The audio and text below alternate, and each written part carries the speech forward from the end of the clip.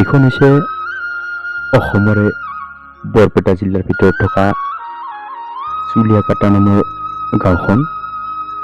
চাবলৈ কি মনোমোহা পৰিৱেশ। এইটো হৈছে পথাৰৰ দৃশ্য।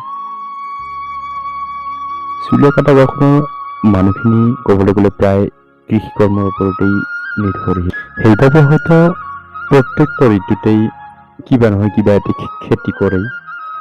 মানে ক'বলৈ গ'লে খৰালি কালত ৰঙালাও, তিতা কেৰেলা, দ্বিতীয়তে ভেন্দি, মানে ক'বলৈ গ'লে শাক চব্জিৰ খেতিখিনি কৰে প্ৰায়।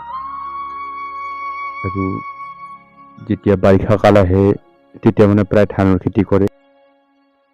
চাৰিওফালৰ পৰা আগবঢ়া হয় এই গাঁওখন। মানে যাতায়াতৰ ব্যৱস্থাও আছে ধুনীয়া ধুনীয়া। এইটো হৈছে পাণবাৰীৰ পৰা বা সৰভোগৰ পৰা পাণবাৰীলৈকে যোৱা পথ, আৰু পাণবাৰীৰ পৰা সৰভোগলৈকে যোৱা পথ, বা যদি আপুনি বিচাৰে এইফালেদি বঙাইগাঁও যাব বিচাৰে বা বঙাইগাঁও যাব পাৰে। এই গাঁওখনৰ হাট বজাৰ বুলি ক'লে পাণবাৰী নাইবা পাতিলাদহা নাইবা সৰভোগ নিচেই কাষতে হয়। মানে ক'বলৈ গ'লে এই চুলিয়াকাটা গাঁওখন মানে তিনিখন বজাৰৰ মাজত। ইয়াত জনবসতি বুলি ক'লে সিমান ঘন নহয়, সিমান পাতলো নহয়।